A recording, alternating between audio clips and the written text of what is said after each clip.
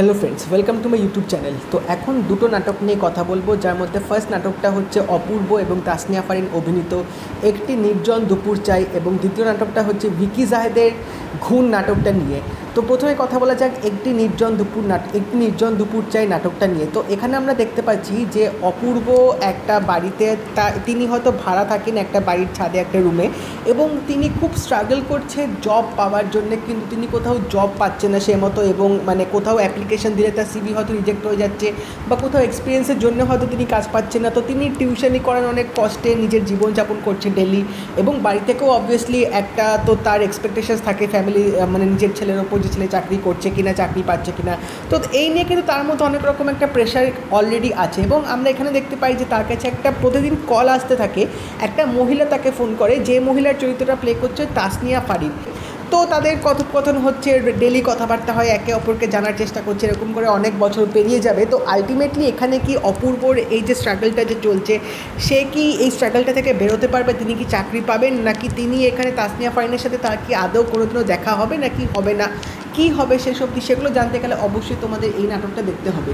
তো নাটকটা কিন্তু বেশ সুন্দরভাবে এখানে দেখানো হয়েছে যে একটা ছেলের একটা যখন স্ট্রাগল যায় তার কীরকম অবস্থা হয়, চারিদিক থেকে তার যে একটা মানসিক প্রেশার থাকে সেটা তিনি কীভাবে তারা কোপ আপ করে, এবং আরেক দিক থেকে আমরা দেখতে পাচ্ছি যে তাকে একটা মেয়ে এরকমভাবে মোটিভেশন দিচ্ছে, এবং তিনি ওই মেয়েটাকে নিজের যে এরকম একটা আর্থিক দুরবস্থা সেটা তিনি বুঝতে দিচ্ছেন না যখন ফোনে কথাবার্তা হচ্ছে। তো পুরো ব্যাপারটা কীভাবে কোপ আপ করছে সেই জিনিসটা কিন্তু বেশ ভালোভাবে দেখিয়েছে, এবং এই প্রত্যেকটা যে ছোটো ছোটো স্ট্রাগলগুলো দেখিয়েছে সেগুলো কিন্তু তোমরা খুব ভালোভাবে এখানে বুঝতে পারবে, ভালোভাবে কিন্তু এখানে রিলেট করতে পারবে। একদম কমন জিনিসগুলো কিন্তু বেশ ন্যাচারাল ওয়েতে তুলে ধরা হয়েছে।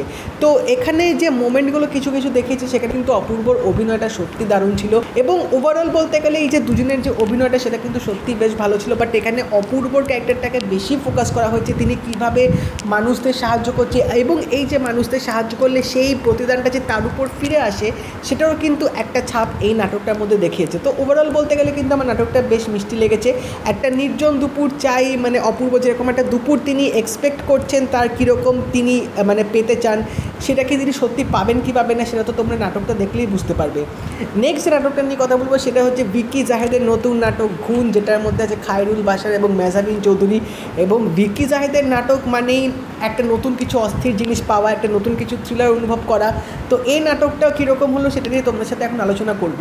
তো এখানে আমরা দেখতে পাচ্ছি যে মেহজাবিন এবং খায়রুল বাশার তারা হাজব্যান্ড ওয়াইফ, তারা একটা এখানে ব্লগ চ্যানেল তারা বানান, যেখানে তারা ফুডের রিভিউ করে, নিজেদের জীবনযাপন ডেলি দেখান, এবং ব্লগের শেষে তারা নিজেদের রিলেশনশিপ নিয়ে বা ওই যে বলা যায় না একটা কিছু টিপ্পনি টাইপের, সেরকম তারা প্রত্যেকটা ব্লগে দিতে থাকে। তো এই নাটকটা যত গড়াচ্ছে আমরা একদিন দেখতে পাই যেখানে খায়রুল বাশার হঠাৎ করে তিনি একদিন মারা যাবেন। তো এই মারা যাওয়ার পরেই কিন্তু আসল গল্পটা শুরু হবে, কারণ এখানে মেহজাবিন চৌধুরীর ওপর এমন কিছু একটা মানে একটা নিজের লাভ পার্টনারকে হারানোর পর একটা যে মানসিক যে একটা চাপ, একটা যে ট্রমা দিয়ে যায়, সেই ট্রমার কারণে তার উপর কিন্তু অনেক রকম এফেক্ট হওয়া শুরু করবে। এবং এখানে একটা জিনিস যেটা দেখেছে ভালো করে সেটা হচ্ছে যে রিলেশনশিপে যদি সন্দেহ জিনিসটা চলে আসে তো সেটা কিন্তু খুবই খারাপ, এবং এই সন্দেহ জিনিসটা চলে আসলে কিন্তু রিলেশনশিপটা অলরেডি ভেঙে যায়।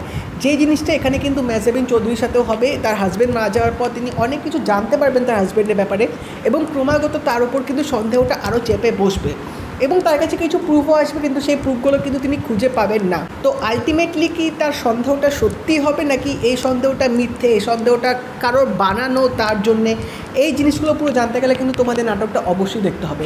তো নাটকটার শুরুটা কিন্তু বেশ ভালোভাবে হচ্ছিল, কিন্তু পরে যেভাবে গল্পটা টার্ন নিল সেটাই কিন্তু নাটকটার মূল একটা স্টেজ ছিল, এবং এন্ডিংটা যেভাবে করেছিল সেটা কিন্তু সত্যি অসাধারণ ছিল। কারণ নাটকটার ফ্লোতে যেরকম আমরা ভাবছিলাম যে এরকম হয়তো এন্ডিং হতে পারে বা কীরকম এন্ডিং হতে পারে, সেখান থেকে হঠাৎ করে যে একটা টার্ন নিয়ে নেবে এবং একটা মানে সারপ্রাইজিং ক্লাইম্যাক্সে দেখাবে, সেটা কিন্তু আমি বিন্দুমাত্র আশা করিনি। কারণ এখানে সেট আপটাই যেভাবে হয়েছিল তোমাদের কিন্তু খায়রুল বাশারের ক্যারেক্টারটার প্রতি একটা তোমাদের আগে থেকে চিন্তাধারা করতে বাধ্য করবে, বাট সেই চিন্তাধারাটা কিন্তু কতটা সত্যি হবে বা কতটা সত্যি হবে না সেটা তো তোমরা নাটকটা দেখলেই বুঝতে পারবে।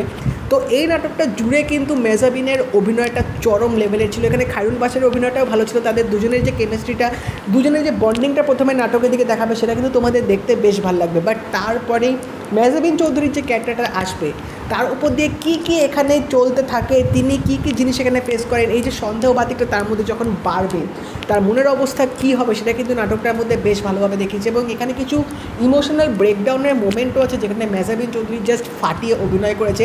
এবং তাছাড়াও এই নাটকটার মধ্যে যে জিনিসটা বলতে চেয়েছে সেটা তো অবভিয়াসলি যে রিলেশনশিপের সন্দেহটা একটু তোমরা হয়তো করতে পারো, বাট সেটা যদি এক্সেসিভ সন্দেহ হয়ে যায় বা সেই সন্দেহটা যদি সত্যি মিথ্যে হয়ে দাঁড়ায় তাহলে কী এফেক্ট হয় সেটা কিন্তু এই নাটকটার মধ্যে ভালোভাবে বুঝিয়ে দিয়েছে। তো রিলেশনশিপে কিন্তু থার্ড পার্সন অনেকেই আসবে তোমাদের রিলেশনশিপটা ভাঙন দেওয়ার জন্যে, বাট একে অপরের যদি ট্রাস্টটা তোমাদের পার্টনারের ওপর থাকে তাহলে কিন্তু এই ভাঙনটা করাটা একদমই ইজি না।